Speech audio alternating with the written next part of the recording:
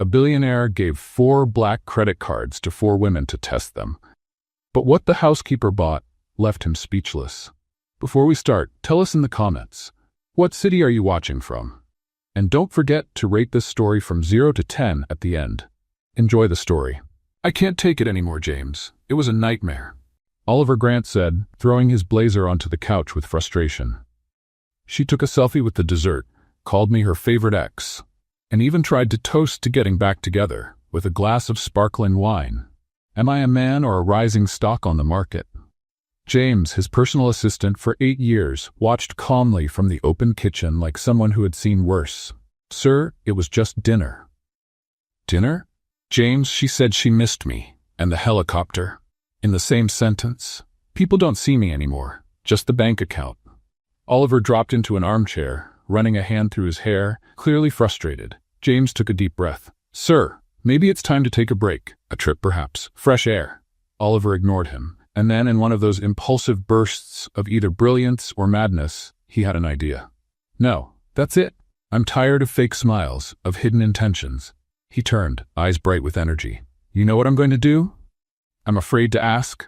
A test, an experiment, a behavioral study. James narrowed his eyes. That never meant anything good. Sir, every time you use that tone, either someone ends up crying or it makes the news. This time it'll be different.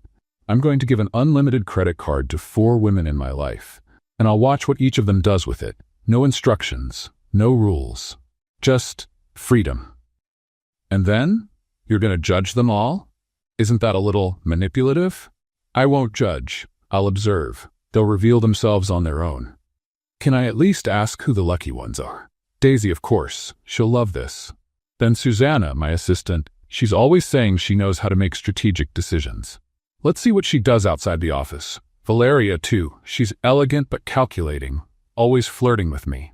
And, he paused for a second. And Grace. James' eyes widened. Grace? The housekeeper? Exactly. The one who once threatened me with a wooden spoon because I stirred her risotto? That one. She's the only one who's never asked me for anything, never treated me like a trophy. She hums while vacuuming and calls me Mr. Grant like she's bored. I want to see what she'd do with power in her hands. Or how dangerous that could be, James replied. Oliver, this isn't just wild, it's risky. You know this could go very wrong, right? Oliver ignored the warning. He was already on his phone, sending instructions to have the cards issued. The next morning, the penthouse was unusually quiet, which usually meant Oliver was up to something. One by one, the black envelopes were prepared, names written in silver ink by hand. Oliver arranged them like a chess master setting up his board. Susanna arrived first, always efficient with a perfect blazer and sharp heels. Good morning, Mr. Grant. I have something for you, he said, handing her the envelope. A gift, a little something for always being by my side. She raised an eyebrow. Are you dying? Not yet. Enjoy. It's yours for 3 days. No limit. She left the office with a slight blush and a smile that didn't hide her ambition. Next came Valeria, dressed like she was heading to a fashion shoot, even though it was just Tuesday morning. This some kind of trick, Oliver? She asked, looking at the envelope with elegant suspicion. It's just a gesture. Spend it however you like, for 3 days. Valeria smiled like she already knew exactly what she would do. Daisy showed up shortly after, stepping off the elevator like a reality TV star. A present? Ah, Ollie, I knew you still loved me. She held the card like it was a toothpaste commercial. It's yours for 3 days. Do whatever you want, he said with a smile. Just a little gift, that's all. Then came Grace. She walked in from the kitchen side, holding a bowl of raw dough and a dish towel over her shoulder. Hey boss, that new oven's making weird noises again. Kinda sounds like it's coughing. Grace, Oliver called with a soft smile. I've got something for you. He discreetly handed her the black envelope. She looked at it like he'd just offered her a NASA contract. You're firing me? No, it's just a gift, a thank you. She opened the envelope slowly, saw the black card, and her eyes went wide. I gave you banana bread yesterday, and it was burnt. Are you feeling okay? Just take it, Grace. But what am I supposed to do with this? Use it however you want. It's yours for 3 days. Wow, seriously? I can buy whatever I want? Yes, and there's no limit, Oliver said, already walking away. Hours later, Oliver was in his office, a glass of whiskey in hand, looking out at the city through the glass window. "Sir," James said as he entered, "the transactions have started showing up." "Anything unexpected?" James hesitated. 3 helicopters, a $15,000 dress, 5-star hotel bookings. Nothing surprising. Oliver just nodded. "And Grace's card?" James looked at the tablet. "Neighborhood grocery store, rice, poster paint, diapers, secondhand toys, and 200 hot dogs." Oliver slowly turned to face his assistant. "Hot dogs? 200. He leaned back in his chair with a crooked smile. "Now I'm really curious to know what she's up to." The next morning, Oliver was sitting at the penthouse dining table, absent-mindedly stirring his coffee while James organized some documents by the window. The silence was broken by a tablet notification sound. "Sir, more card activity just came in," James announced, adjusting his glasses. Oliver looked up, curious. "Tell me what's new." James checked all the card transactions. In just a few minutes, he had the full report. Daisy rented a helicopter to make an entrance at the Skyline Club. From what I saw on her social media, it was to impress a group of influencers. Susanna bought a whole new wardrobe at Bergdorf Goodman. $5,000 just on shoes. And Valeria? Hired an event planner to throw a gala next weekend. The theme is contemporary elegance. She's already sent invitations to half the Seattle elite. Oliver chuckled quietly, shaking his head. Predictable, like a Sunday afternoon romantic movie. "And Grace?" James asked, scrolling on the tablet. "Well, her purchases are still a mystery. Tell me, another 200 colorful balloons, 30 pounds of sugar, arts and crafts supplies, paints, brushes, and a rented van for this afternoon." Oliver frowned. "A van? For transporting?" James paused, reading carefully. "Supplies for charity event." "Charity event? Grace is organizing a charity event?" "Apparently so. And sir, she also bought a clown costume." Oliver almost spit out his coffee. "A clown costume?" "Medium size, red nose included." Oliver stayed silent for a few seconds, processing the information. Then he started laughing. "James, of all the things I imagined might come out of this experiment, Grace as a clown was definitely not on the list." "Maybe she's planning a career change, sir." "Or maybe," Oliver paused, thoughtful, "maybe she's a lot more interesting than I thought." James watched him with a discreet smile. "You're curious, aren't you?" "Very. And you know what happens when I get curious. You do something impulsive and probably problematic." "Exactly." Oliver stood up and walked to the window. "I need to find out what she's up to. Sir, with all due respect, spying on the maid might not be the best idea." "It's not spying, James. It's scientific observation." "Of course it is." Oliver spent the rest of the morning restless, trying to work but constantly distracted. By 2 in the afternoon, he couldn't take it anymore. He grabbed the keys to his most discreet car, a black SUV, and left the penthouse. Following the address James had gotten from the van rental company, Oliver arrived at a neighborhood he rarely visited. The houses were simple but well cared for, and in the distance he saw a small building with a sign that read, "St. Francis Home, Shelter and Support." Oliver parked across the street and watched. The van was there, back doors open, and Grace was moving in and out, carrying colorful boxes. She wore an old t-shirt and jeans, her hair in a messy bun, and even from far away, he could hear her cheerful voice chatting with someone. After a few minutes of watching, Oliver made an impulsive decision. He got out of the car, crossed the street, and approached the orphanage entrance. "Excuse me," he said to an older woman at the front desk. "I'm Oliver Grant. I heard about the wonderful work you're doing here, and I'd like to help." The woman looked at him, surprised. "Oh, that's lovely. I'm Margaret, the director. Today we're having a special party for the children, thanks to the generosity of a truly wonderful young lady." "What a coincidence," Oliver smiled. "May I take a look?" Margaret led him down a simple hallway until they reached an inner courtyard where chaos had taken over. There were about 20 kids running in every direction, colorful balloons hanging from trees, tables covered with bright paper, and in the middle of it all, Grace. She was wearing a clown costume, a yellow and blue striped jumpsuit, big red shoes, and a rubber nose, and was trying to teach a group of kids how to make balloon animals. The result was a hilarious disaster. "So everyone, now you twist it like this and bang, the balloon popped in her hands. Oops, looks like that one turned into confetti." The kids burst out laughing, and Grace laughed too, pulling pieces of balloon out of her hair. All right, let's try again. This time with less pressure and more hope. Oliver leaned against a nearby tree, watching in fascination. Grace was completely at ease, playing with the children as if they were old friends. She sang kid songs off-key, made funny faces, and when a little girl got hurt and started to cry, Grace immediately dropped everything and ran to comfort her.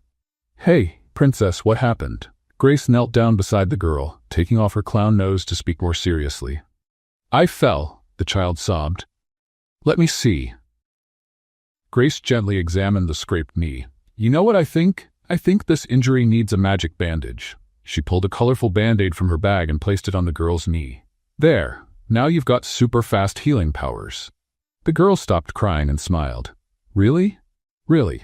But it only works if you do 3 jumps. The girl jumped happily, and Grace clapped like she had just witnessed a miracle. Oliver felt something strange in his chest as he watched that scene. There was a genuineness in Grace that he rarely saw in his world. You must be Mr. Grant, said a voice behind him. He turned around and saw Lucy, one of the helpers, smiling. Margaret told me you wanted to help. It's great to have you here. Oliver looked toward the voice and saw Grace approaching, still dressed as a clown, but now without the red nose. Mr. Grant? She said, wide-eyed. What are you doing here? Oliver hesitated. I heard about the party and wanted to contribute. Grace looked at him with suspicion. How did you hear about the party? I have contacts in charity organizations, he lied, not very convincingly. Oh, Grace didn't seem entirely convinced, but she smiled. Well, since you're here, you can help me. I've got 200 hot dogs to serve and only 2 hands. Of course. Grace led him to a table with a makeshift grill and piles of buns and sausages. Do you know how to make hot dogs? She asked, handing him a spatula. I have a master's degree in business from Harvard. I think I can figure it out. Perfect. Because I have a PhD in burning food, so we're the perfect team. Oliver laughed, picking up the first sausage. In the first 5 minutes, he dropped half the sausages on the ground, got ketchup on his expensive dress shirt, and nearly set the buns on fire. Mr. Grant, Grace said, watching the mess, have you ever considered a career in demolition? Very funny. Let me take over. You can hand out the plates.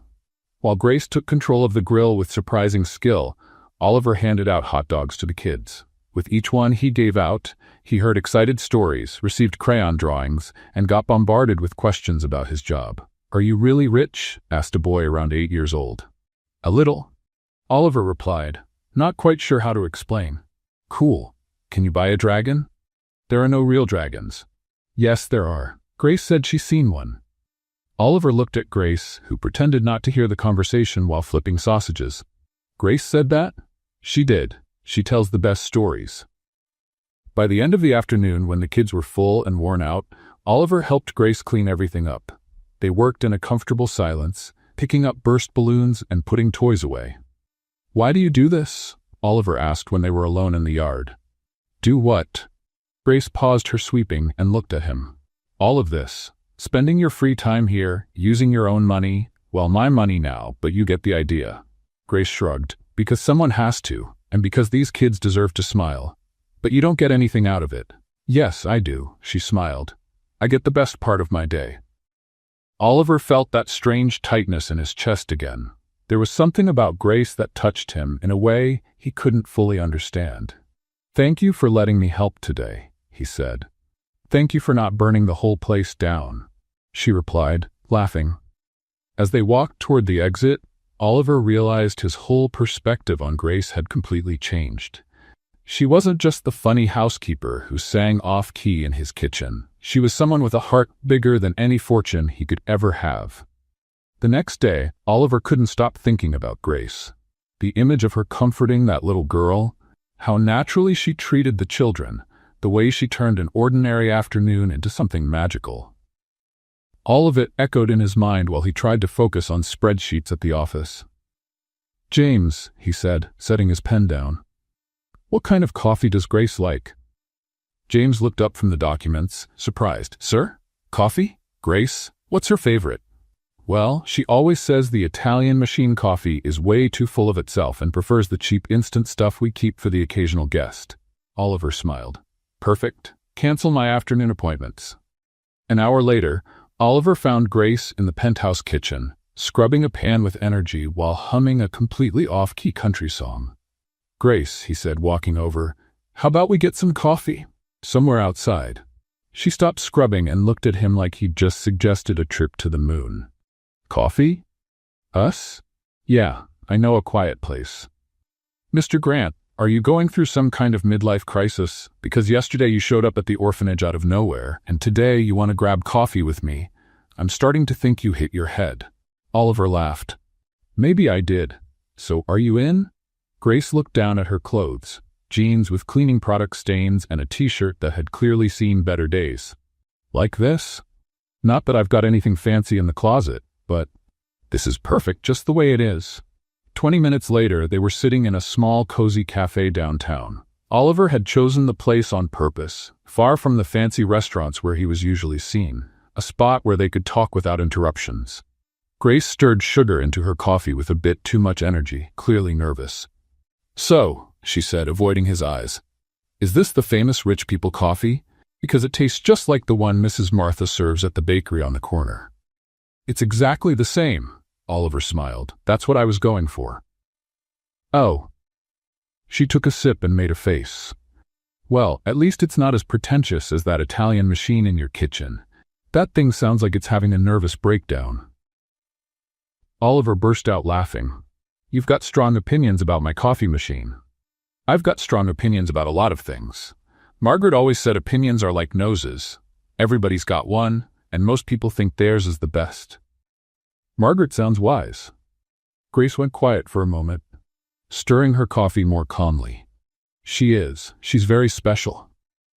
Oliver noticed the shift in her tone and decided to take a chance. Yesterday at the orphanage, you seemed to know the place well. I do, she shrugged, trying to sound casual. I grew up there.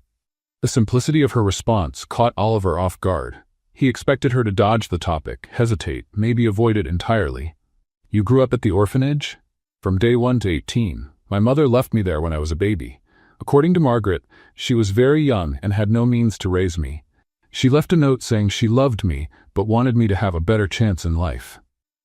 She spoke as if she were talking about the weather, but Oliver could see the quiet pain behind her forced smile. Grace, Hey, don't give me that sad puppy face, she interrupted with a laugh.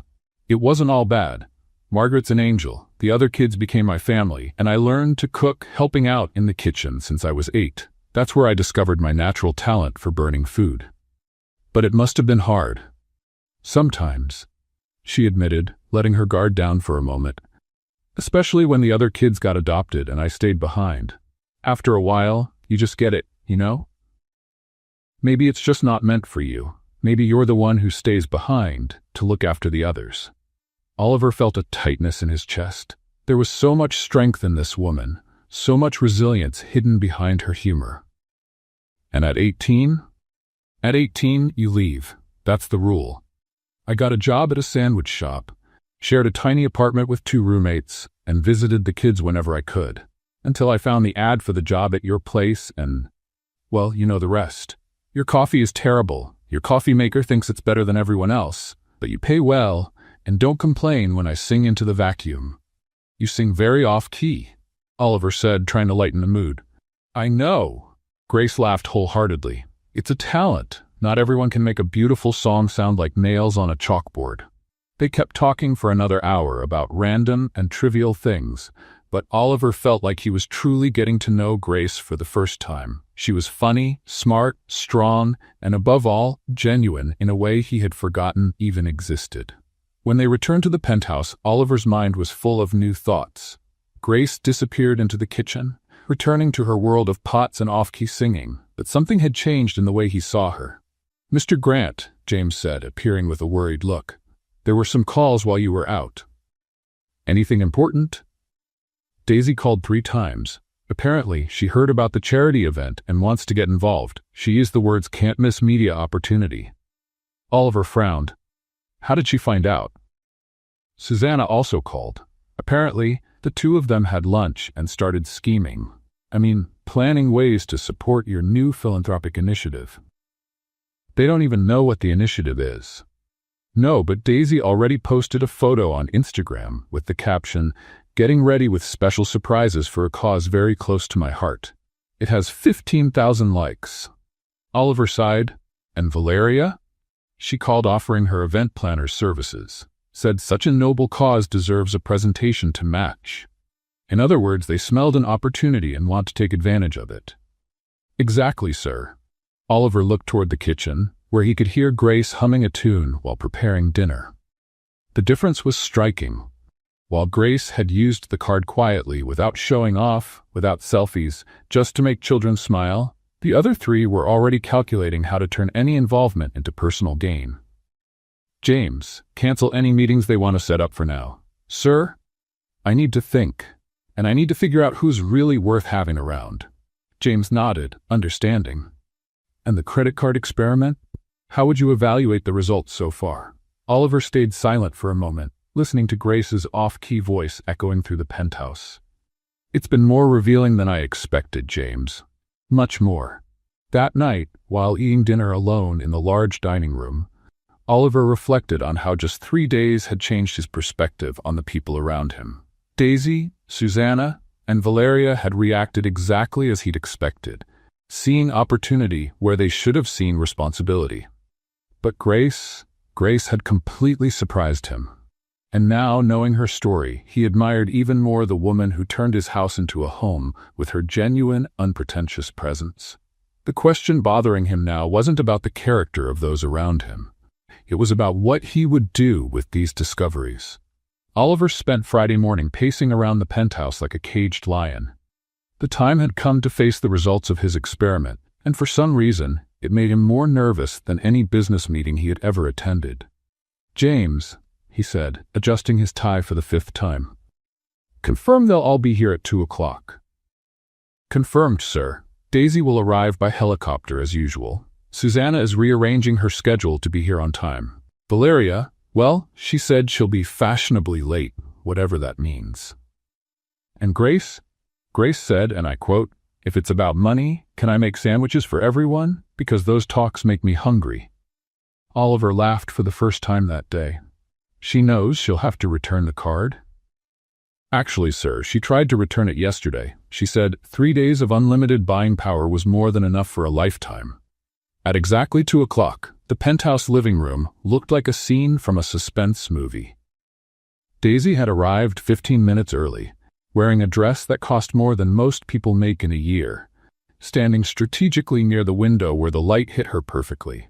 Susanna was sitting with perfect posture, tablet in hand, ready to take notes, as if it were a board meeting. Valeria showed up exactly 10 minutes late, as promised, wearing sunglasses even though they were indoors.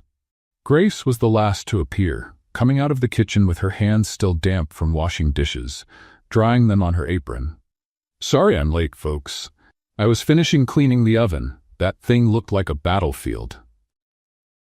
Oliver took in the striking contrast between the 4 women.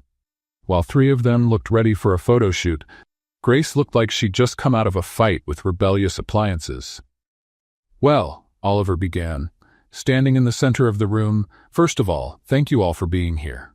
3 days ago, I gave each of you a credit card as a gift, to use however you wanted. But the truth is, it wasn't a gift. It was an experiment. Daisy, Valeria, and Susanna exchanged shocked looks at Oliver's revelation. And it was an amazing experience, Ollie. Daisy interrupted, flashing a bright smile. It really made me reflect on the endless possibilities in life. Susanna gave a professional nod. It was a unique opportunity to explore personal strategic investments. Valeria simply gave a graceful nod, as if she were agreeing with something deeply philosophical. Grace, on the other hand, was looking at the other 3 like they were speaking another language. Experiment? She mumbled. I thought it was just a thank you gift, and that it was for buying stuff. Grace, Oliver said, smiling, why don't you go first and tell us how you used the card? She blushed slightly. Oh, nothing big. I bought a few things for the kids at the orphanage. Food, toys, supplies for activities. You know, normal things. Normal? Daisy raised a perfectly shaped eyebrow. Honey, normal would be a spa day or a shopping spree in Beverly Hills. Or a professional development course, Susanna added. Something to add value to your resume. Grace looked at them, genuinely puzzled. Why would I need a spa day? I shower every day and my skin's doing fine. And what kind of course teaches you how to make kids smile? Because that's what the money paid for, smiles. Valeria gave a slightly condescending laugh. That's sweet, Grace, but there are more refined ways to make a social impact. Like what? Grace asked, sincerely curious. A gala event, for example, Valeria replied. Gathering influential people, creating positive media buzz, building a network for future donations. Exactly, Daisy agreed. I used the card to invest in my digital presence. I documented the whole experience on social media to inspire my followers to think about philanthropy. Grace blinked a few times. You took pictures of the money? I captured the experience, dear. The process, the journey of discovery. Oh, Grace scratched her head. And the hungry kids, were they happy seeing your pictures or? A heavy silence fell over the room. Oliver had to bite his lip to keep from laughing. Susanna cleared her throat, trying to regain control of the conversation. Grace, it's not that our approaches are better or worse. They're just more strategic. For instance, I used the opportunity to completely update my professional wardrobe. That allows me to make better impressions in key meetings, which eventually leads to more business opportunities, and in turn, more resources for charity. Grace stared at her for a long moment. So, you bought clothes so you can make more money to give to charity later? Exactly. But in the meantime, the kids are still hungry today? Why? Susanna stumbled. It's a long-term vision. I see, Grace nodded slowly. Kind of like when I decide to do the dishes tomorrow so I can watch TV today. Only difference is, no one goes hungry while waiting for me to wash dishes. Oliver had to turn toward the window to hide his laughter. Daisy, sensing the conversation wasn't going her way, tried to shift the tone. Grace, sweetheart, what you did is admirable, of course. But let's be honest here, she said with a dramatic pause. Don't you think there's a small chance you chose to help the orphanage because you knew Oliver would be impressed? The room went quiet. Grace looked genuinely confused. Impressed with what? With your kindness, your generosity. Daisy said with a sweet smile, though her eyes were sharp. It's actually a very smart strategy. Strategy? Grace repeated the word like it was in Chinese. Susanna leaned forward, joining Daisy's lead. What Daisy's saying is, it would be natural for someone in your position to want to make a good impression on the boss through generous gestures. Grace looked from one woman to the next, then at Valeria, who was observing the exchange like it was a sociology case study, and finally at Oliver. Let me get this straight, she said slowly. You think I helped those kids to impress Mr. Grant? We're not accusing, Daisy said quickly, just pointing out that it would be an understandable motivation. Grace went quiet for a moment, thinking. Then, to everyone's surprise, she started laughing. Seriously? Grace said, still laughing. You really think I came up with some master plan to impress the boss by helping orphans? It's not impossible, Susanna muttered. Susanna, sweetheart, Grace replied with exaggerated patience. If I wanted to impress Mr. Grant, I would have bought ingredients to bake a decent cake, because so far, all I've managed to do is burn cookies and make sticky risotto. Trust me, charity wasn't exactly on my how to impress the boss list. Oliver stood in silence, feeling a strange mix of anger and admiration. Anger at the way Daisy and Susanna were going after Grace, and admiration for how naturally she stood her ground. Besides, Grace went on, I've been helping those kids for 2 years, way before I started working here. So unless I have psychic powers and somehow knew my future boss would one day pull a crazy credit card experiment, I think we can drop the conspiracy theory. Valeria finally took off her sunglasses. 2 years? You've been helping the orphanage for 2 years? Every Friday. Sometimes Saturdays too, when they need extra help. Grace shrugged. Margaret always needs an extra pair of hands, and I like the kids. They're funny and honest, very different from some people I know. That last sentence came with a pointed look at Daisy and Susanna. Oliver felt a tightness in his chest. All this time, while Grace worked for him, she had kept up this quiet commitment to the orphanage. She'd never mentioned it, never asked for special time off, never used it as an excuse for anything. Grace, he said, finally finding his voice. "Why didn't you ever tell me about the orphanage?" She looked surprised. "Why would I? It's just something I do in my free time, like when you play golf or go to those boring business meetings. The difference is my hobby involves fewer clubs and more dirty diapers." Daisy made one last desperate attempt. "But you have to admit, Grace, using his money for personal activities is a little inappropriate." Grace gave her a look Oliver had never seen before. Not anger, but something closer to disappointment. "Daisy, you used the card to rent a helicopter for a dramatic entrance at a club. Susanna bought clothes that cost more than what I make in 6 months. Valeria hired an event planner for a party that hasn't even happened yet. And you all think it's inappropriate that I bought food for hungry children?" The silence that followed was deafening. "You know what I think?" Grace said, standing up. "I think you're upset because you didn't think of it first. Deep down, you know you spent the money on things that only benefit yourselves, and now you're trying to make it look like I did something wrong." She turned to Oliver. "Mr. Grant, thank you for the card. That was generous of you, but next time you want to test someone's character, maybe choose more carefully. Because clearly, some people here are better actresses than I thought." And with that, Grace walked out of the room, leaving behind an awkward silence and 4 people with very different expressions. Oliver looked at Daisy, Susanna, and Valeria, seeing them in a completely different light. That conversation had revealed far more than he'd expected. Not just how each of them had spent the money, but who they truly were when faced with genuine honesty. Any doubt he'd had about Grace's motives was gone. In fact, now he was certain he'd found the only truly selfless person in his entire social circle. And that scared him as much as it impressed him. After Grace left the room, the silence lingered for several uncomfortable seconds.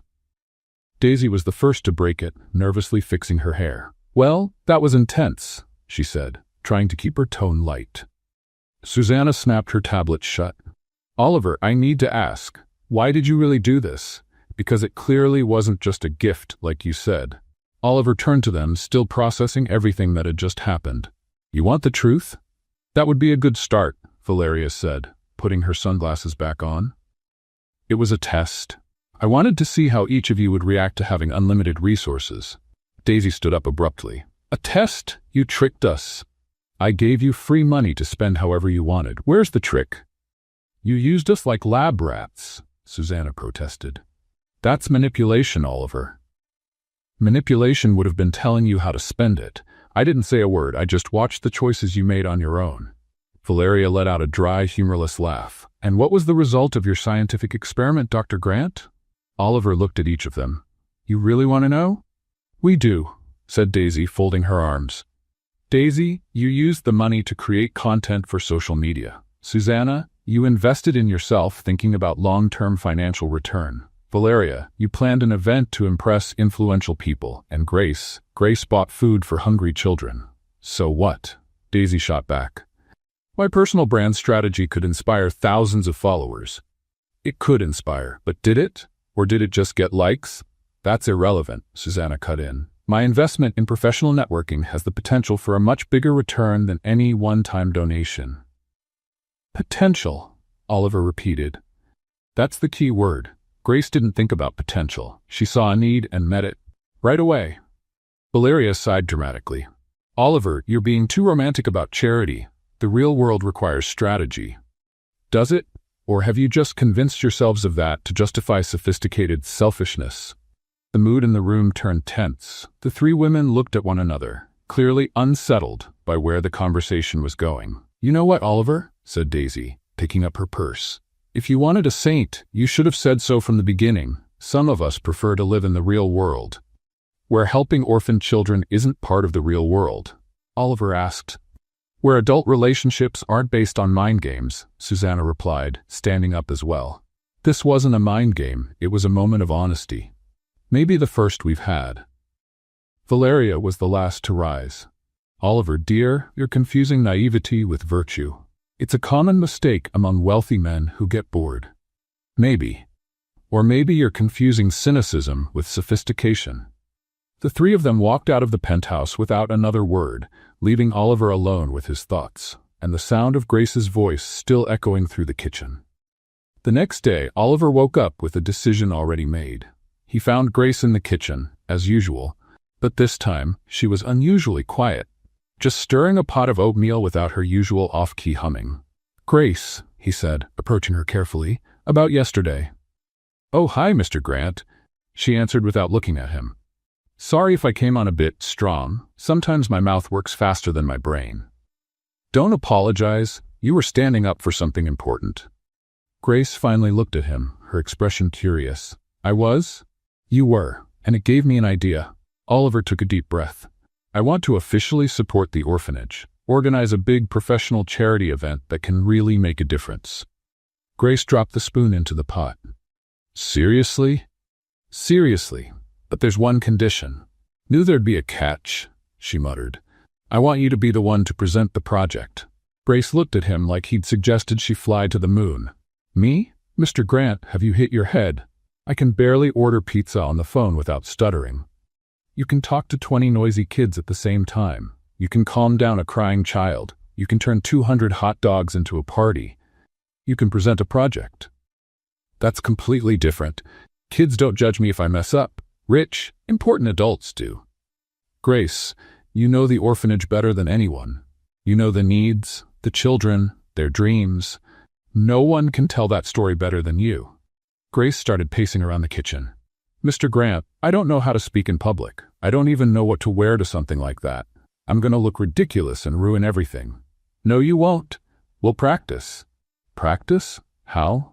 "Start by talking to me. Tell me about the orphanage like I've never been there." Grace looked at him suspicious. "Now?" "Now. But I'm making oatmeal, and I'm wearing a teddy bear apron. Not exactly the ideal setup for an important speech."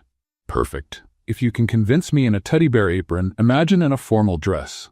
Grace sighed and stood in front of him, still holding the wooden spoon. "All right. She cleared her throat. St. Francis Home it's a place where..." She stopped. "This is ridiculous. Keep going." "St. Francis Home is a place where children who don't have families find..." She waved her hands so much she splashed oatmeal on the wall. "Oh my goodness, look what I did." Oliver laughed. "Grace, take a breath. Forget it's a speech. Just tell me about the kids." She took a deep breath and tried again. "The kids at the orphanage. They're special. Each one has a story, a unique personality. There's Tommy, who draws superheroes on every piece of paper he finds. Sarah, who sings in the shower and thinks no one hears her. And little Michael, who collects pebbles because each one has a different face." As Grace talked about the children, she changed. Her voice became stronger, her gestures more natural. Oliver could feel the genuine passion in every word. "They don't need pity," she continued. "They need chances. Someone to believe they can be anything they want. Margaret does that every day, but she's only one person, and there are always more kids arriving, more dreams to feed." "Perfect," Oliver said when she finished. "That was exactly it." "Really? But I didn't even talk about numbers, budgets, or strategies." "You talked about what really matters, about people. That's what moves hearts and opens wallets." For the next 2 weeks, Grace practiced her speech religiously. Oliver would find her in the kitchen each morning, gesturing toward the pots and pans as if they were her audience. Once, she was so focused that she didn't notice him walk in and continued her presentation to the blender. "And that's why we need your support," she told the appliance. "Together, we can change lives and..." She spotted Oliver watching her. "How long have you been standing there?" "Since the part where you called the blender distinguished audience." "Oh no, how embarrassing." Grace covered her face with her hands. "I've been practicing so much I'm starting to see people where there aren't any." "You're doing great. Your passion is contagious." "My passion is driving me crazy. Last night I dreamed I was presenting to a room full of forks and knives." Oliver laughed out loud. "How did it go?" "The forks applauded, but the knives were divided," she said, then laughed at her own joke. "Get it? Divided? Like when you cut something?" "I get it," Oliver said, still laughing. "See? Even your nerves are funny." As the days went by, Oliver realized his favorite moments were the ones he spent helping Grace get ready. There was something comforting in the way she turned her fears into jokes, in how her insecurities made her more human, not less. One afternoon, while going over the speech for the 10th time, Grace stumbled on a word and said, philanthropy, as philanthropy. Philanthropy, Oliver repeated, raising an eyebrow. Yeah, maybe that's philanthropy for people who like to go hunting? Grace guessed, then dropped into the chair. Mr. Grant, I'm not cut out for this. I'm going to make a fool of myself in front of all those important people. Oliver sat down beside her. Grace, do you know what sets you apart from all those important people? They know how to pronounce philanthropy. They know how to pretend to care. You actually care. And that's worth more than all the perfectly pronounced words in the world. Grace looked into his eyes, and for a moment, the kitchen went quiet. There was something different in the air, a tension that had nothing to do with speech anxiety. Mr. Grant, she said softly, why is this so important to you? Because, Oliver hesitated, because you reminded me there are things more important than money, and because I want the world to see what I see when I look at you. Grace blushed and looked away. What do you see when you look at me? Oliver felt his heart race. That question carried so many possibilities, so many paths he wasn't sure he should take. I see someone who makes the world a better place just by being in it, he said, honestly. The silence that followed was unlike any before. It was full of meaning, of unspoken feelings, of a connection that grew stronger with each day of practice, every laugh they shared, every moment when two very different worlds met in that kitchen, full of pots and dreams. 2 weeks later, the day of the event arrived like a long-awaited storm. The grand ballroom at the Seattle Convention Center had been transformed into something straight out of a movie. Soft lights, elegant floral arrangements, and an atmosphere that screamed wealth and influence.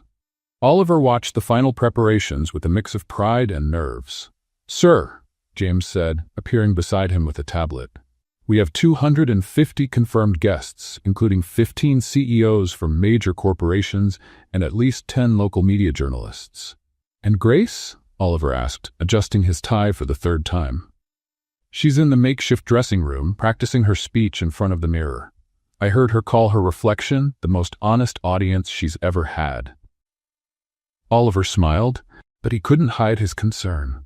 Over the past 2 weeks, he had seen Grace grow from a nervous housekeeper into a passionate advocate for the orphanage, but events like this were uncharted territory for her. James, are we sure this is a good idea? Sir, if I may speak plainly, Miss Grace has something most of these people don't, sincerity, and that's worth more than all the public speaking courses in the world. In the dressing room, Grace was having her own little crisis. She was wearing a simple but elegant black dress that Oliver had insisted on buying for her, and for the first time in years, she felt completely out of place. Okay, Grace, she mumbled to the mirror. You've got this. They're just people. Very rich, important people who could ruin your life with one wrong word, but still, just people. She took a deep breath and began rehearsing. Good evening, ladies and gentlemen. My name is Grace, and she paused. My name is Grace, and I work for Mr. Grant. No, that sounds like I'm just the maid. My name is Grace, and I'm here to talk about... She waved her hand so much that she knocked over a glass of water.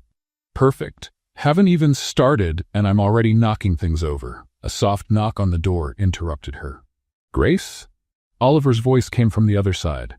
May I come in? Sure, but get ready to witness a live disaster. Oliver stepped in and found Grace trying to mop up the spilled water with toilet paper. How are you feeling? Like I swallowed a swarm of bees, angry ones. It's normal to be nervous. Mr. Grant, nervous is when you forget where you left your keys. This is full-on panic. I'm going to walk out there, open my mouth, and instead of smart words, a weird noise will come out that I won't even recognize. Oliver came closer. Grace, look at me. She did, and he could see the real fear in her eyes. You're not doing this for them, he said. You're doing it for the kids. Think of Tommy and his superhero drawings, Sarah singing in the shower, Michael and his special little rocks. Grace took a deep breath. You're right. They deserve for me to at least try not to look like a fool. You won't look like a fool. And if you do, I'll be right there to help. 20 minutes later, the event was in full swing. The ballroom was packed with Seattle's elite, all elegantly dressed and speaking in hushed, refined tones. Oliver moved among the guests, but his eyes kept drifting back to Grace, who stood near the stage, clearly trying not to hyperventilate. Oliver! A familiar voice called out behind him. He turned and saw Daisy approaching, stunning in a red dress that probably cost more than Grace made in a year. "Daisy, I didn't expect to see you here." "Oh, you didn't really think I'd miss such an important event, did you?" She smiled, but there was something sharp in her eyes. "Especially after I heard your housekeeper would be the star of the evening." "Grace is not just my housekeeper," Oliver said, a bit more firmly than he meant to. "Of course not," Daisy agreed with sugary sweetness. "I've heard you two have been spending quite a bit of time together lately." "How romantic." Before Oliver could respond, Susanna appeared at Daisy's side, as if they'd coordinated their arrival. "Oliver, what a lovely event," she said, scanning the room with calculating eyes. "It must have cost a fortune. I hope the positive media coverage will be worth the investment." "It's not about media returns, Susanna. It's about making a difference." "Of course," she smiled. "And how convenient that Grace has so much influence over your philanthropic decisions lately." Oliver felt his irritation rising, but before he could reply, the lights in the ballroom dimmed, and an announcer asked for everyone's attention. Grace walked up to the stage like someone heading to their own trial. She stepped behind the microphone, looked out at the crowd of 250 well-dressed guests, and for a moment it looked like she might turn around and run. "Good evening," she said, her voice a little shaky. "My name is Grace and—" She paused, took a deep breath and continued. "And I grew up in the orphanage we're here to support tonight." A murmur of interest swept through the room. Grace had decided, at the very last minute, to be completely honest about her background. "I know you're all used to presentations full of charts and numbers," she went on, sounding a little more confident now. "But I'd rather talk about people, about children with names, dreams, and stories all their own." She began talking about Tommy, Sarah, and Michael, and Oliver could see the audience leaning forward, truly listening. Grace was finding her rhythm. "What these kids need isn't pity," she said, her voice now steady. "They need opportunity. Someone who believes they can be anything they want to be." That's when Grace got a little too animated, talking about hope, and accidentally bumped into a waiter passing by with a tray of champagne. The waiter tried to regain balance, but it was too late. The tray flew, and the champagne dramatically splashed all over Robert Whitfield, one of the most important businessmen in Seattle. The room fell completely silent. Grace looked at the soaked businessman, the shocked audience, and then at Oliver, her face frozen in horror. She stammered. "Mr. Whitfield, I'm so sorry. I didn't— Are you going to sue me? Because I don't have money for a lawyer. I just have a cousin who watches a lot of Law and Order." The tension was thick. Whitfield stood there, dripping champagne, his face unreadable. Oliver watched Grace's future unraveling in real time and didn't hesitate. He quickly stepped onto the stage. "Robert," he said, grabbing a napkin from a nearby table, "looks like Grace decided you needed a drink earlier than expected." Whitfield stared at him for a moment that felt like forever. Then, to everyone's surprise, he started laughing. "Well, Oliver, in 30 years of charity events, I can honestly say this is the first time I've become part of the presentation." Grace visibly relaxed. "Mr. Whitfield, you're very kind. I promise next time I'll keep my hands glued to my sides." "Next time?" Whitfield smiled. "Young lady, after a performance like that, you'll have invitations to events all over the city. Anyone who can make me laugh after soaking me in champagne definitely has my support." From that moment, the night shifted. Grace, now more at ease after surviving what she called the champagne disaster, gave her presentation with honesty and humor. She made the audience laugh with her stories, cry with her heartfelt descriptions of the children's needs, and open their wallets because of her genuine passion. When the presentation ended, the response was overwhelming. The donations exceeded all expectations. Hours later, as the event wrapped up and the last guests were leaving, Oliver found Grace out on the convention center terrace, gazing at the lit-up city skyline. "So," he said, walking up beside her, "how does it feel to survive your first gala event?" "Like I was hit by a truck full of fancy people," she replied with a laugh. "But, you know, a well-meaning truck. You were amazing in there. I spilled champagne on the richest man in Seattle, and he loved it, just like everyone else.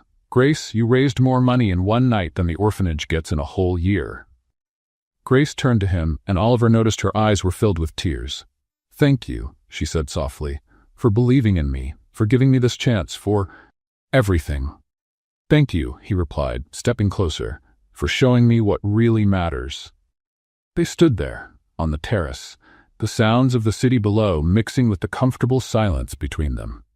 Oliver looked at Grace, her hair slightly messy from the busy night, the elegant dress she still didn't seem used to, the genuine smile lighting up her face, and felt something he hadn't felt in years. "Grace," he said, his voice lower now. "Yes?"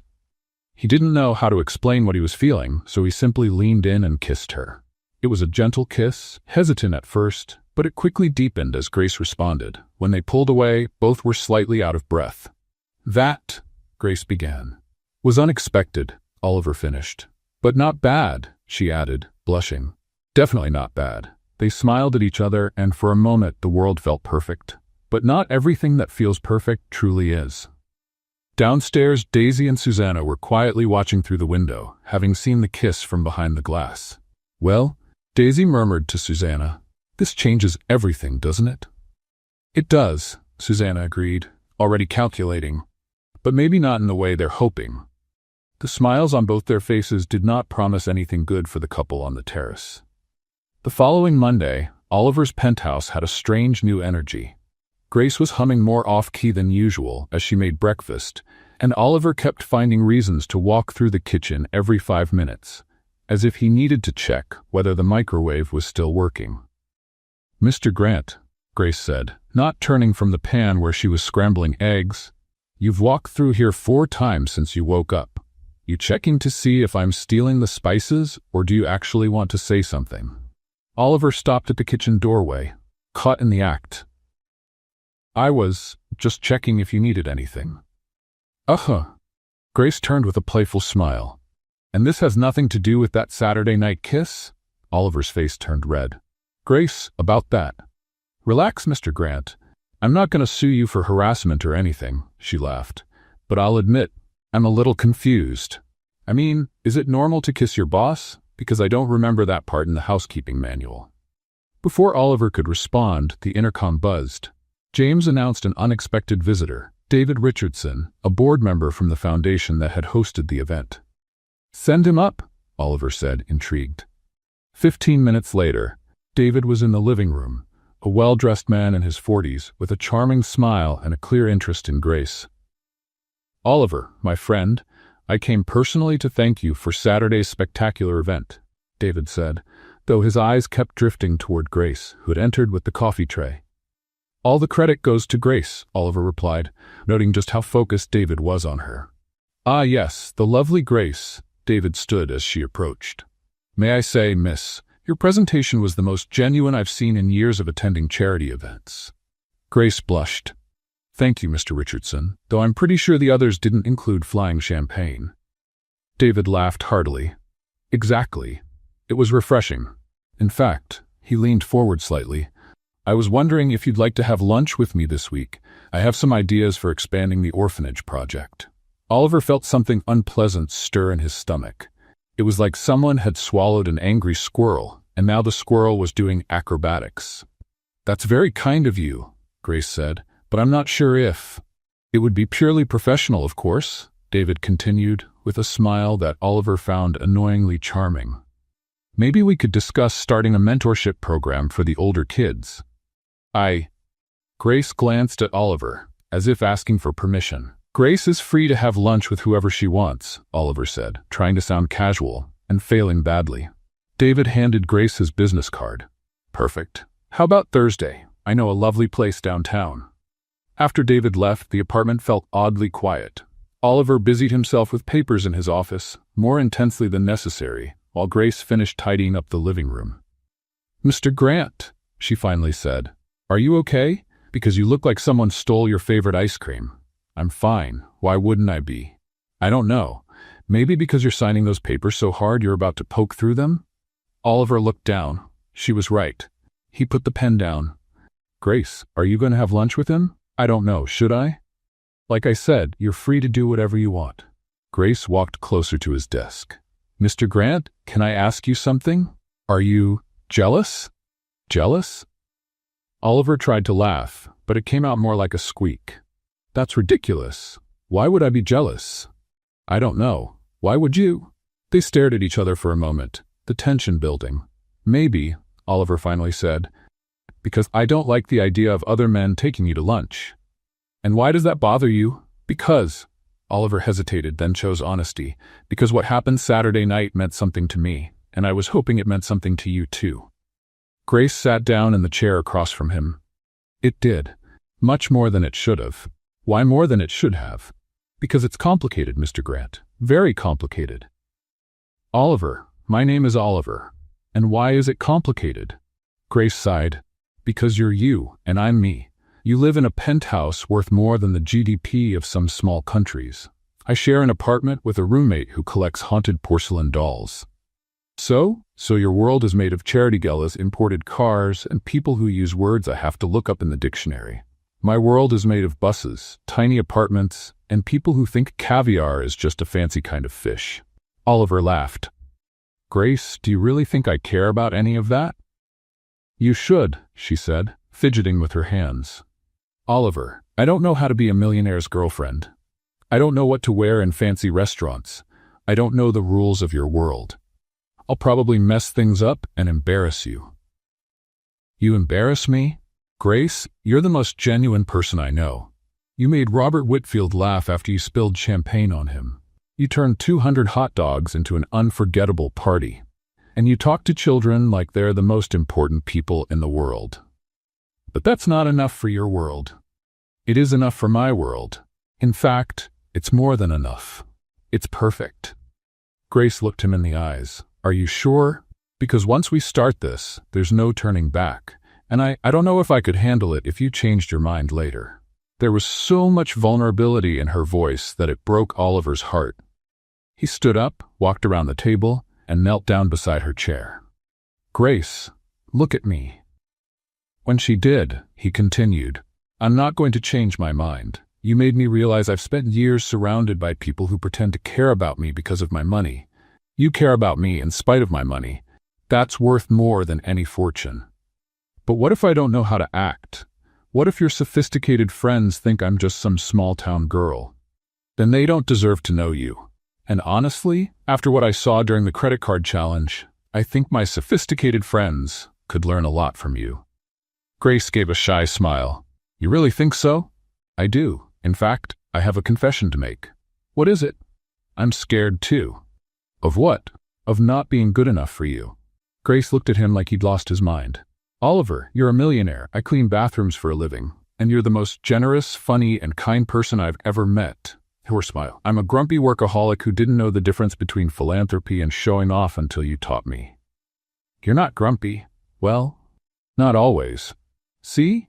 You're already being too generous with me. They both laughed, and the tension in the room began to fade. So, Grace said, what do we do now? Now, you decide if you want to have lunch with David Richardson or with me.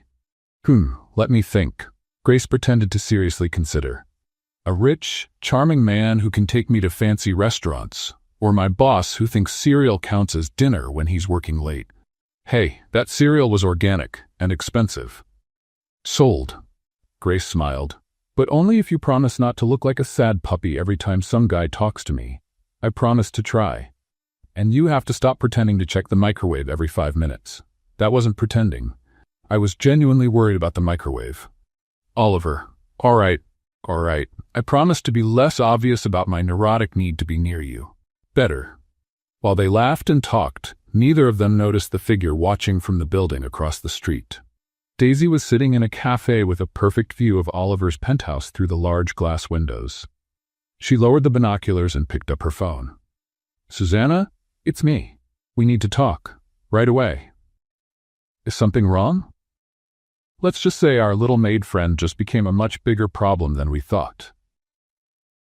Daisy hung up and looked once more at the couple in the penthouse, now sitting close, talking intimately. A cold smile formed on her lips.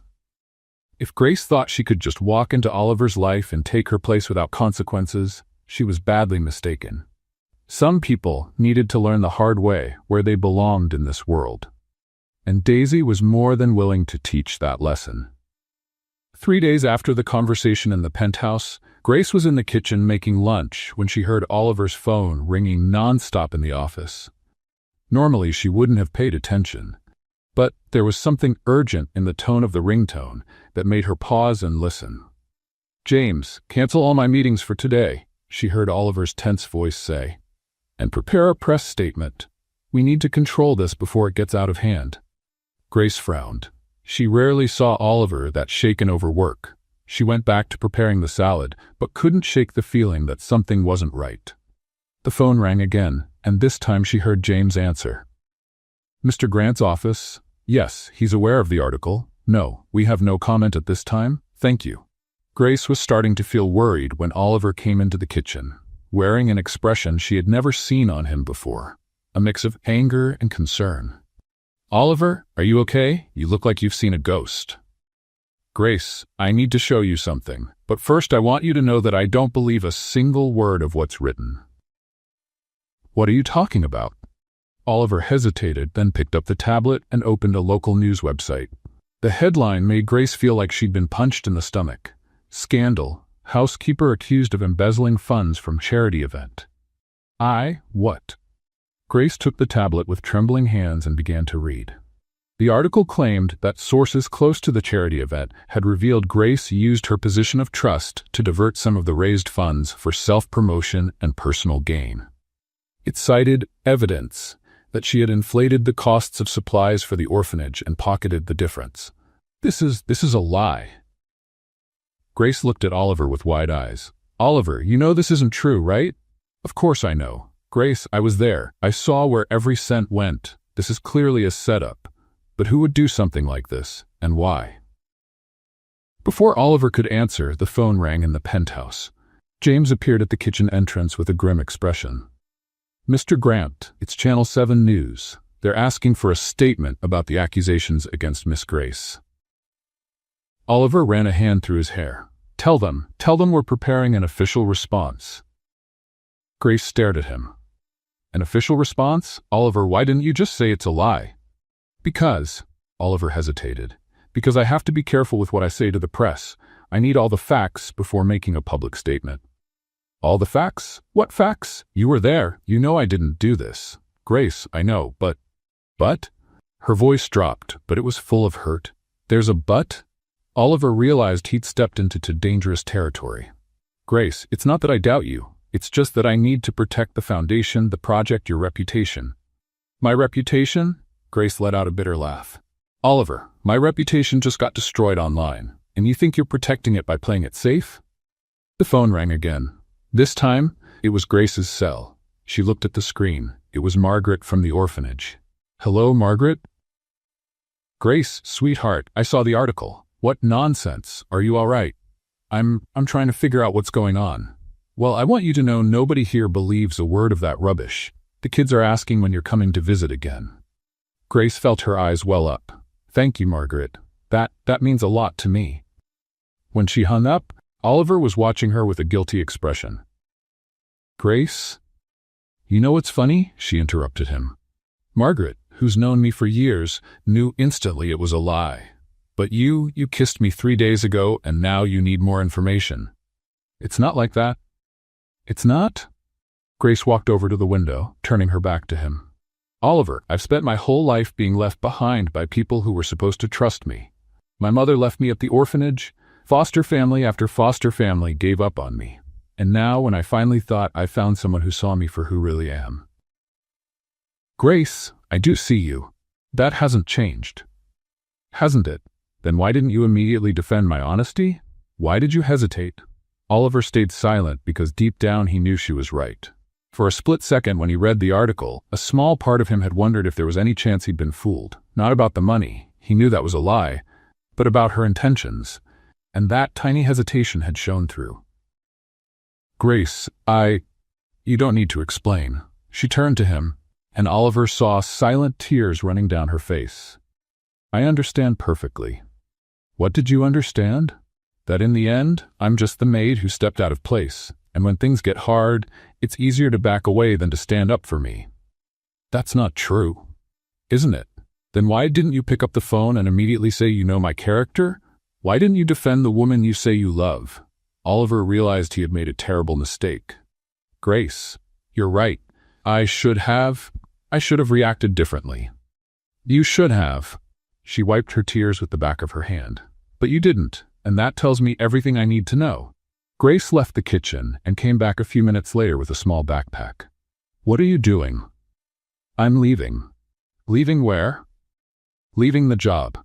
Leaving your life. Leaving this whole mess. Grace, you don't have to do this. We'll find out who's behind this. We'll clear your name. Oliver. She stopped at the door and looked him in the eyes. The difference between us is that you think my name needs clearing. I know it never was dirty. And if you don't know that too, then maybe I was wrong about who you really are. Grace, please, don't leave like this. Like what? Disappointed? Hurt? Because that's exactly how I feel. Stay, at least until we fix this. Grace shook her head. Oliver, I spent years in the orphanage watching kids wait for their parents to come back for them. They never did. I learned early on that when someone doubts you, even for a second, it's because deep down they've already decided you're not worth fighting for. I didn't decide that. Yes, you did. The moment you hesitated to defend me, the moment you thought maybe, just maybe, I was capable of stealing money from orphans. Oliver felt like he had been punched, because she was right. For a split second he had doubted her. Not her honesty about the money, but her motivations overall. And now he saw how cruel and unfair that had been. Grace, take care, Oliver. And next time you meet someone who really cares about you, trust her from the start, because it might be the only chance you get. Grace walked out of the penthouse, and Oliver stood there in the empty kitchen, hearing the echo of his own mistakes. The silence that followed was deafening. No off-key singing, no clattering pans, no life in the space she used to fill. James appeared in the doorway a few minutes later. Sir? Channel 7 called again.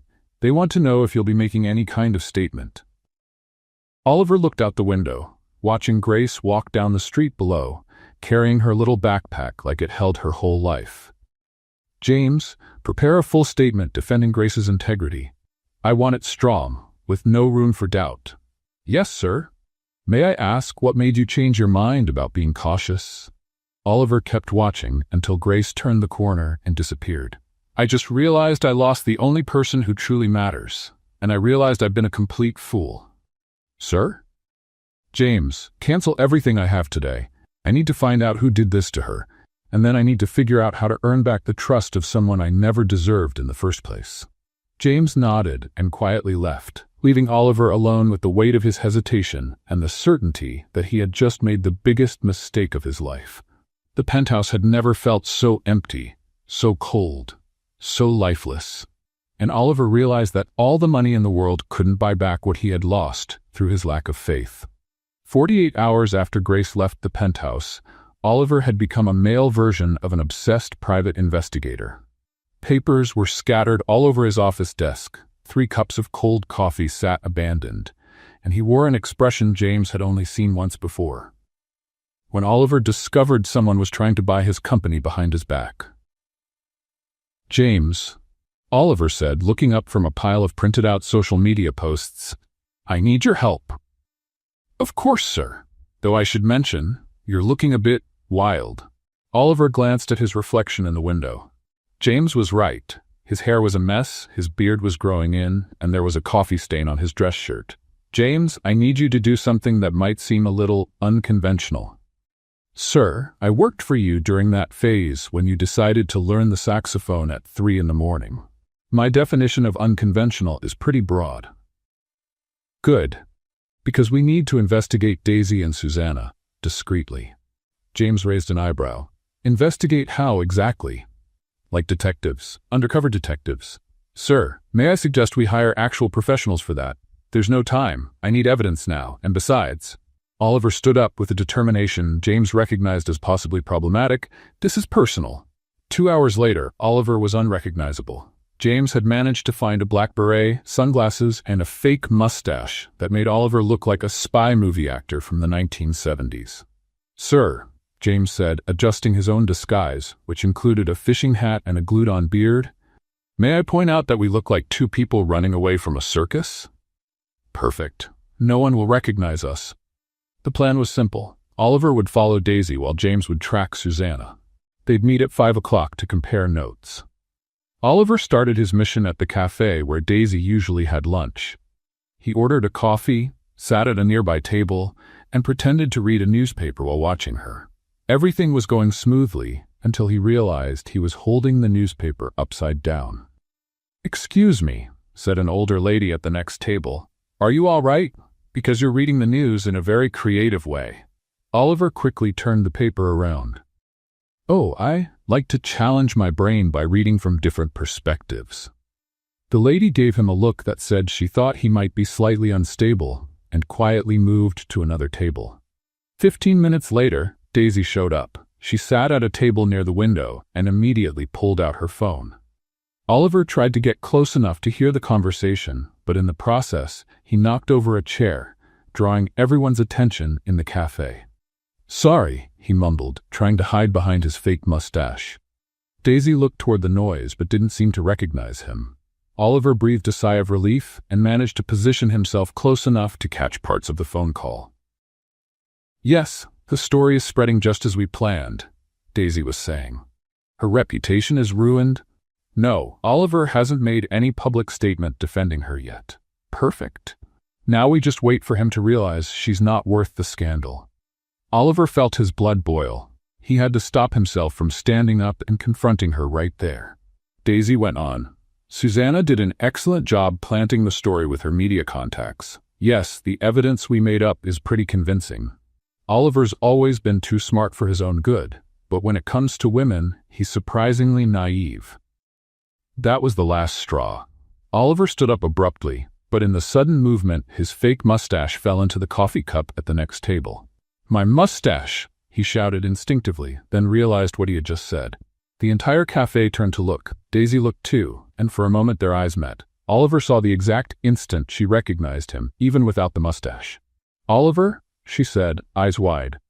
No, I'm Roberto. Roberto with the mustaches. I sell mustaches." Daisy slowly stood up. "Oliver Grant, what are you doing here dressed up as whatever that is?" "Finding out the truth about you," he said, giving up the act. "I heard everything, Daisy, about you fabricating evidence, planting the story in the media." Daisy smiled coldly. "Did you prove anything?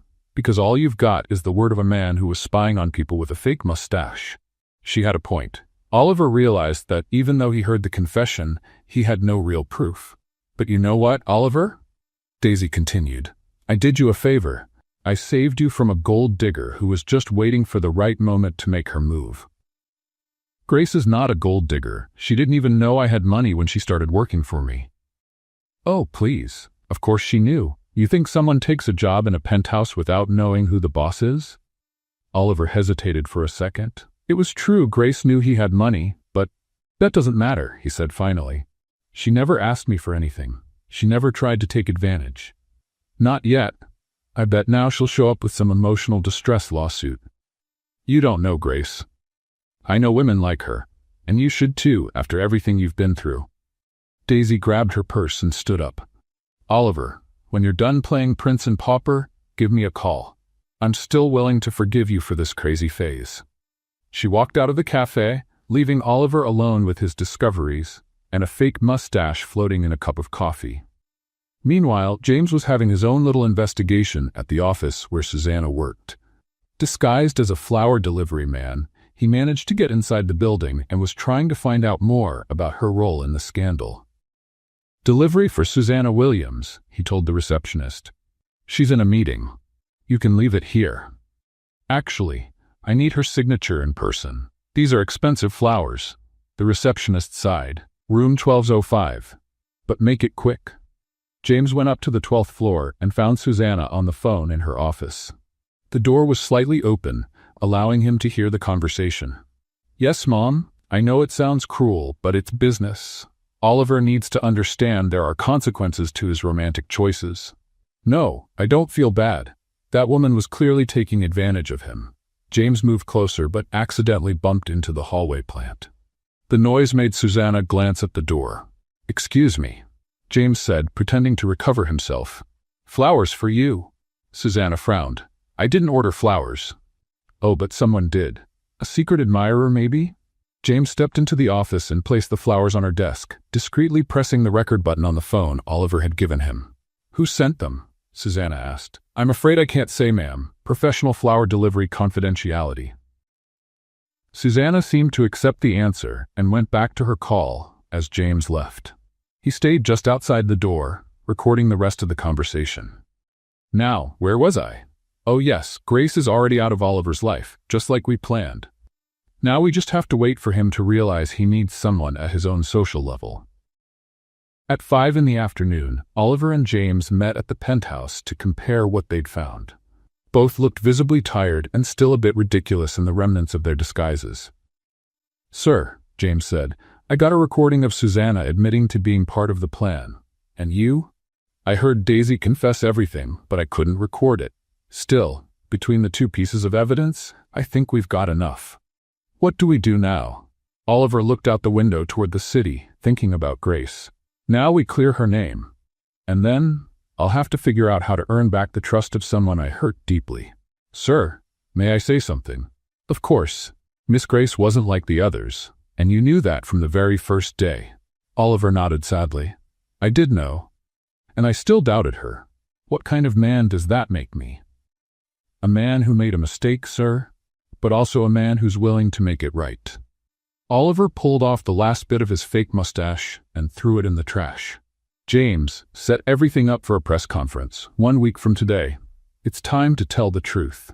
1 week after their undercover investigation, Oliver stood in front of St. Francis' home with a determination he hadn't felt in days. In his hands, he held a folder with all the evidence he'd gathered about Daisy and Susanna, and a heart full of regret and hope.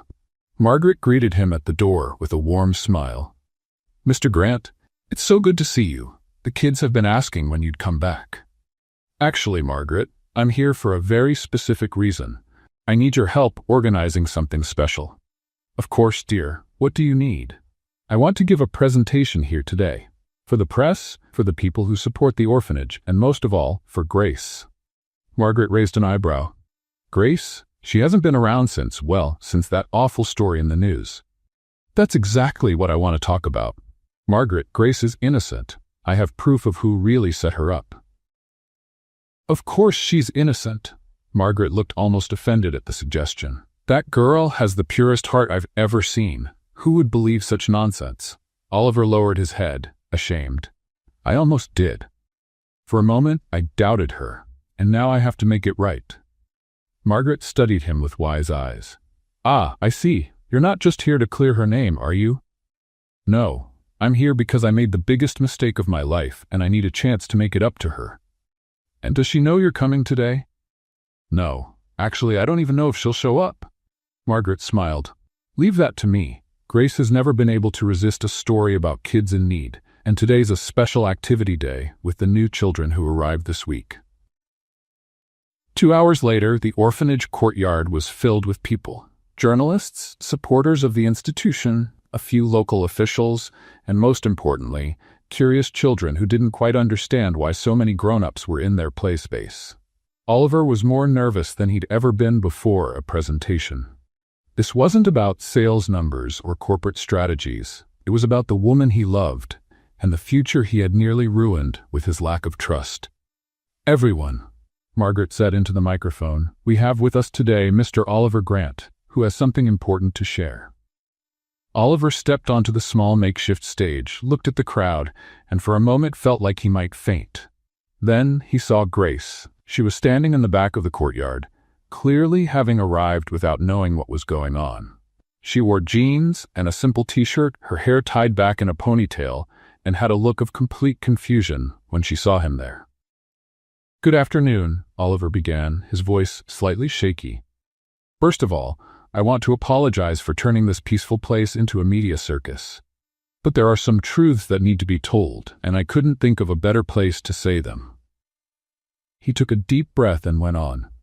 "As many of you know, recent accusations were made against Grace Williams, an extraordinary woman who gives her free time to help the children of this institution. Not only were those accusations false, but they were deliberately fabricated." A murmur spread through the crowd. Grace remained still, watching. I have here evidence, Oliver held up the folder, that proves two people from my social circle conspired to slander Grace for purely personal reasons.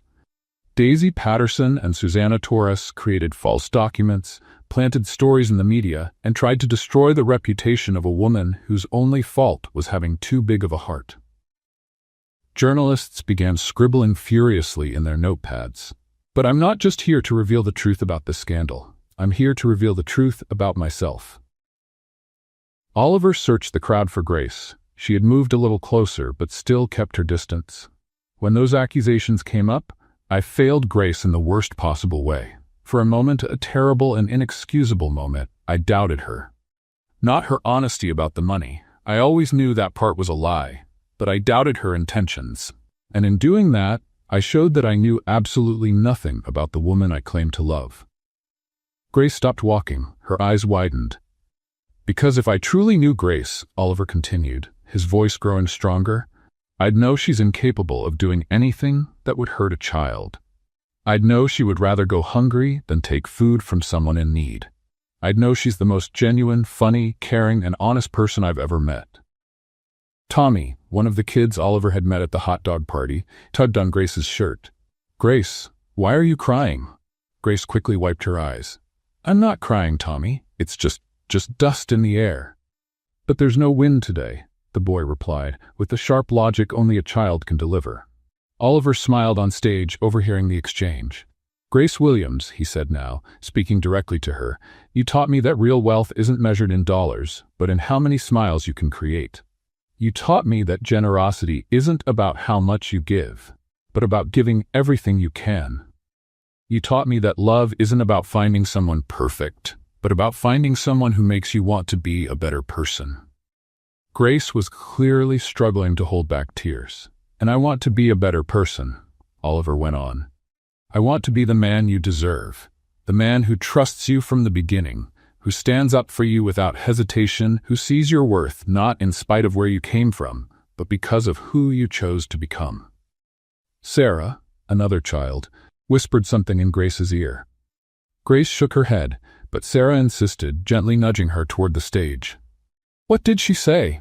Oliver asked, stepping away from the microphone. Grace was just a few steps away now, still hesitant. She said, Grace cleared her throat, that if you're apologizing in front of everyone, it must mean you really mean it, and that I should give you a second chance, because everyone deserves a second chance. Sarah is very wise, Oliver said, smiling. Yes, kids have a way of making things simple. Michael, the boy who collected little stones, ran over and held Grace's hand. Grace, are you sad because of the handsome man? Not exactly, Michael. Then why don't you go talk to him? When I'm sad, Margaret always says talking helps. Grace looked at Michael, then at Oliver, then at all the people watching, waiting for her answer. Michael, sometimes grown-ups make things complicated. Sometimes when someone hurts you, it's hard to trust again. But you taught us that everyone messes up sometimes, and that forgiving makes you feel better. Grace laughed through her tears. I really said that? You did. When Tommy broke my favorite drawing and I got mad, you said holding a grudge is like holding on to trash. It just stinks and doesn't do any good. Grace looked at Oliver, who was watching the conversation with a mix of hope and nervousness. You know what, Michael? You and Sarah are right. She let go of the boy's hand and walked confidently toward the stage. Oliver quickly stepped down to meet her halfway. Grace, You're an idiot, she said, but she was smiling. I am. Completely. An idiot who almost lost the best thing that ever happened to him. Almost? Grace stepped even closer. Oliver Grant, if you ever doubt me again, I'll make you eat my burnt food for the rest of your life. I'll take the punishment. And you'll have to put up with my off-key singing every morning. I already miss it. And never again, will you hesitate to trust me. Because I'm not like the other people in your world. I'm me. And if that's not enough...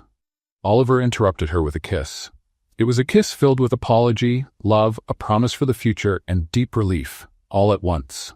When they finally pulled apart, the entire courtyard was cheering. Reporters, supporters, staff, and most of all, 20 kids making as much noise as possible. Does this mean you're getting married? Tommy shouted over the crowd. Grace and Oliver laughed, still wrapped in each other's arms. Maybe, Grace answered. if he promises never to wear a fake mustache again. How did you know about the fake mustache? James told me everything. Apparently, you made a complete fool of yourself trying to investigate Daisy. Completely ridiculous, Oliver admitted. Good, because if you're going to fight for me, I'd rather it be as your true self. Even if you're a bit clumsy when it comes to spying. Oliver kissed her again, and this time there was no hesitation, no doubt, no fear. Only the certainty that he had found his true home, not in the luxury penthouse, but in the arms of the woman who loved him exactly as he was. 6 months after their reconciliation at the orphanage, life had taken a turn neither Oliver nor Grace could have imagined. The penthouse, once a cold symbol of corporate success, had become something entirely different. A real home, constantly filled with laughter, lively conversations, and occasionally Grace's off-key singing in the kitchen. Oliver, Grace called from the kitchen on a Saturday morning. I need your help in here. And bring James too.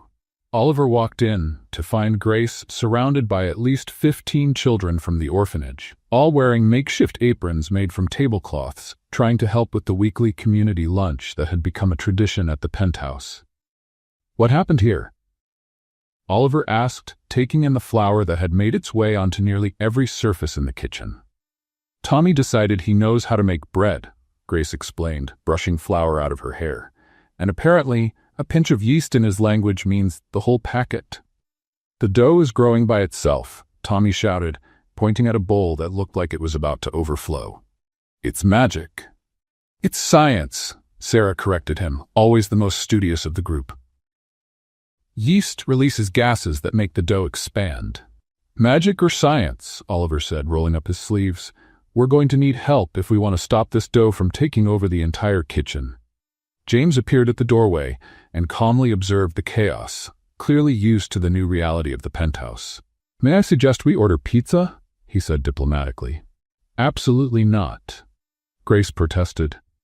These kids deserve a homemade meal, even if I have to wrestle this dough myself. 2 hours later, after plenty of teamwork, laughter, and a few small battles with stubborn ingredients, the kitchen was finally back in order, and lunch was ready. The dining table, which once seated only Oliver in his elegant solitude, was now filled with cheerful voices, funny stories, and the contagious energy of children who felt truly at home.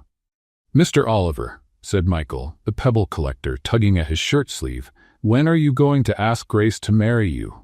Oliver nearly spit out his juice. Michael, Grace turned red as a tomato. You don't just ask things like that. Why not? Michael looked genuinely confused. You're always kissing, and Margaret says when two grown-ups like each other a lot and keep kissing, they get married. Out of the mouths of children, James murmured, hiding a smile. Well, Oliver said, deciding to face the question head-on, maybe that's something Grace and I should talk about. You haven't already? Tommy asked. Because you already live together, you already take care of us together, you already argue about burnt food. I do not burn food, Grace protested. Yes, you do, came the unified reply from the group of kids. All right, Grace laughed, surrendering. Fine, I burn food sometimes, but that has nothing to do with getting married. Yes, it does, Sarah said seriously, because if you get married, Mr. Oliver will have to eat your burnt food forever. That's a big commitment. Oliver laughed. Sarah's right. It's a decision that takes courage. Hey. Grace threw a napkin at him. Aren't you supposed to be on my side? Always, Oliver said, reaching across the table to take her hand. Burnt food and all. The days that followed were a whirlwind of preparations. Oliver had decided that if he was going to ask Grace to marry him, he was going to do it right, surrounded by the people who truly mattered to them. The proposal happened on a Friday night during one of their community dinners. Oliver had secretly asked the children for help, and they were more excited than he was about the plan.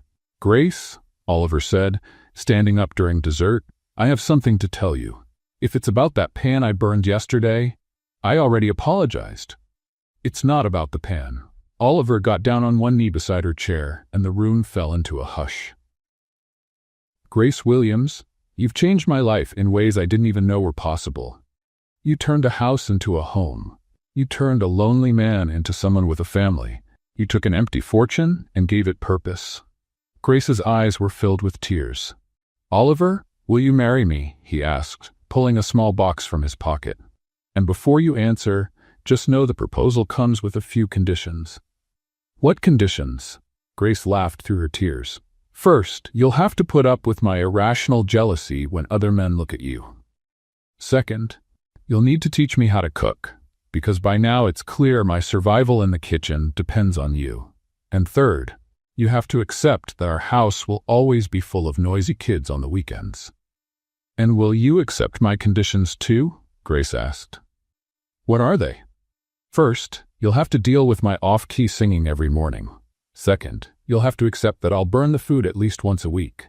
And third, you have to promise you'll never doubt me again, even when I do something that seems completely crazy.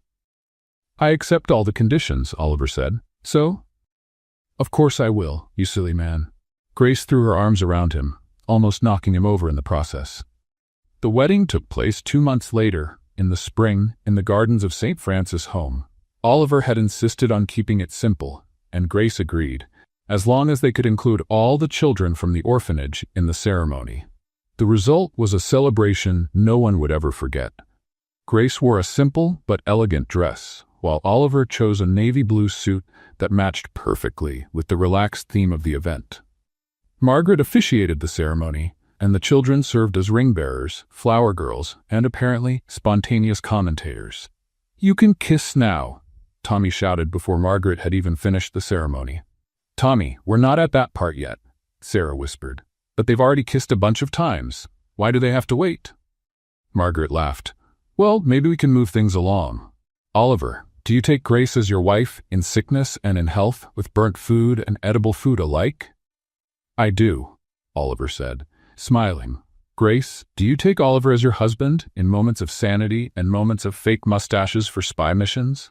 I do, Grace laughed. Then now you may kiss. The kiss was interrupted by Michael, who had been tasked with carrying the rings on a small pillow. In the excitement of the moment, he tripped, and Oliver's ring flew through the air. I lost the ring, Michael shouted in a panic. Don't worry, Oliver said calmly. The ring isn't what matters. But it doesn't count without the ring, Tommy protested. I found it, Sarah called out, holding up the ring, which had rolled under a chair. Crisis averted. The party lasted the rest of the afternoon. There was live music from a local group, food prepared collectively by all the guests, including a few questionably edible contributions from the kids, and lots of dancing. Oliver and Grace opened the dance floor with a simple waltz, but even that romantic moment didn't go uninterrupted by the children. You're dancing wrong, Tommy shouted. It's like this. And he began moving in ways that looked more like fighting invisible monsters than dancing. Actually, they're dancing perfectly, Margaret said, watching the couple with a tearful smile. They're dancing like two people who found their rhythm. As night fell and soft lights lit up the garden, Oliver and Grace finally had a quiet moment to themselves. They sat on a bench near the rose bushes, watching the children run around the garden with makeshift lanterns. So, Mr. Grant, Grace said, resting her head on his shoulder, how does it feel to be a married man? Happy, whole, and slightly worried about what you're going to burn for breakfast tomorrow. Very funny, Grace laughed. For your information, I've already decided to make pancakes. What could possibly go wrong? Do you want the alphabetical list or the chronological one? Oliver, I'm kidding. He kissed the top of her head. I don't care if you burn the whole kitchen, as long as we're together. How romantic and slightly concerning. They sat in silence for a few minutes, just watching the children play and listening to their laughter echo through the garden. Oliver, Grace said softly. Yes? Thank you. For what? For showing me that family isn't about sharing the same genes or growing up in the same house. It's about choosing to love and care for each other, even when it's hard.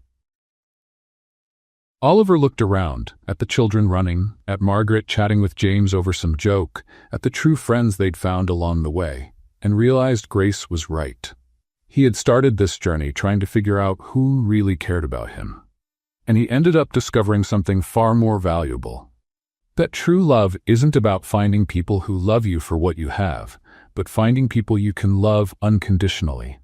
Thank you, he said, pulling her closer, for teaching me the difference between having a house and having a home. And there, Under the stars and surrounded by the sound of children's laughter, Oliver and Grace officially began their life together. A life that would be filled with burnt food, off-key singing, orphanages always needing help, and an impossible amount of love. What did you think of Oliver and Grace's story? Leave your thoughts in the comments. Rate this story from 0 to 10. What score would you give it? Subscribe to the channel and turn on notifications to follow all our stories. And don't forget to check out more emotional stories right here on the final screen.